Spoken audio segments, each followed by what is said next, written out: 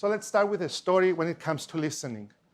And one of the best stories that comes to my mind is about two former prime ministers in the United Kingdom in the 19th century. Benjamin Disraeli and William Gladstone. Both were in opposing parties. Both were foes. Mr. Disraeli was elected once as Prime Minister of the United Kingdom. Mr. Gladstone was elected 3 times as Prime Minister of the United Kingdom, and they happened to find themselves at the Baroness's house who was hosting them. As soon as the dinner finished, the Prime Ministers made their way out, and there was a barrage of reporters waiting to interview the Baroness. So as soon as she got out, one of the reporters shouted out from the corner, "Excuse me, my lady, how did it feel talking to Mr. Gladstone?" And the lady turned, looked at the reporter and said, "Talking to Mr. Gladstone, it felt that he's the smartest man on earth."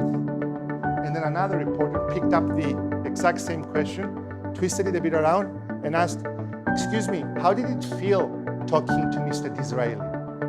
So the lady smiled, looked at the reporter and said, "Talking to Mr. Disraeli, it felt that I am the smartest woman on earth." Because Mr. Disraeli knew something that probably Mr. Gladstone did not know. That God gave us 2 ears and 1 mouth, and that we should use them in that proportion.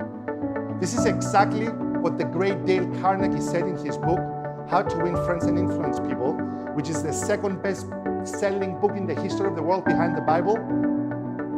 He said, be interested, not interesting.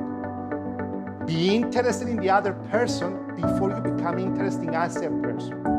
This is what Thomas Kazakos, the head of the Cyprus shipping chamber, said or termed as the double L mission, which stands for listen and learn.